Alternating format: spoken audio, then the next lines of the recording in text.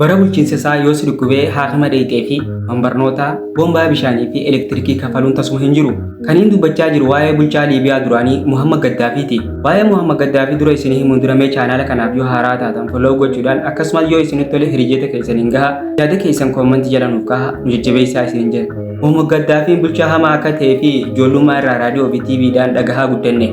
Dhugaan jirtu garuu faallaa miidiyaalee warra lixaa jedhan kanaan addaadha.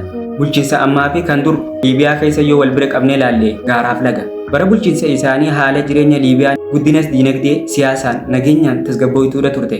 Bara bulchiinsa isaanii keessa elektirikii bishaan dhugaatii lammiileen hundi hin kafalan tola fayyadamu. Yoo investmentii gochuu barbaadde maallaqa gahaa harkaan qabaanne liqii baankii irraa fudhattee yeroo barbaaddetti deebisuu dandeessa. Akkasumas liqiin kun dhalarraa bilisa. Lammiileen biyyattii mana ofiif hin jaarratan diizaayina barbaadan filatanii gara waajjira mootummaa deemuu qofaatu isaanirraa eegama. Ergasii mootummaatu diizaayina isaan barbaadaniin isaaniif jaara.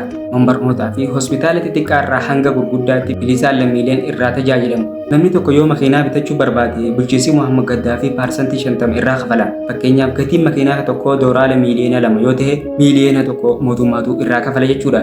Namni hojii hin qabnee fi kan soorama bahan akkuma hojjettoota mootummaatti mindaa ji'a ji'aan kafalamaafi.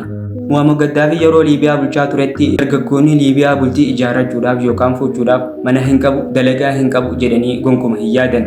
Maaliif? Dargaggeessi tokko yoo fuudhee doolaara 50 argata. Mana ijaaree fi hojii eegalchiisa. Dubartiin takka yoo daa'ima tokko deessee doolaara 3 argachaa turte. Namoonni tokko akka jedhanitti Muhammad Gaddaafiin diktaataraa fi lammiilee isaa nama cunqursaa bulchaa ture jedhan. Gariin namootaa garuu Muhammad Gaddaafiin nama gaarii lammiilee isaatiif namuu fi biyyoota olaantummaa siyaas-dinagdee qabaniif gadi hin jedhuu jedha. Haala fedha isaanii dhaabbata. Humna qabanii yoo isaan biyyoota hiyyeettii irratti duulan sirrii miti jedhee morma. Iccitii Awurooppaa fi Ameerikaan albuuda Afrikaa irraa ittiin saamanii fi kan walittiin buusan miidiyaaleef yeroo baay'ee ibsa godhaa ture.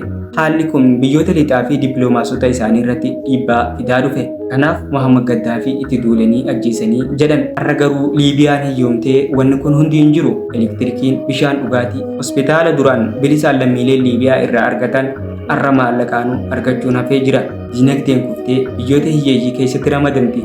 Dirree wal waraansaa taatee jirti. Liibiyaaf ajjeefamuun Muhammad Gaddaafii cabinsa ifa galaa ta'edha. Mee ati Muhammad Gaddaafiin ajjeefamuun sirrii moo sirrii miti? Yaada keessan koomantii jala naaf kaa'a.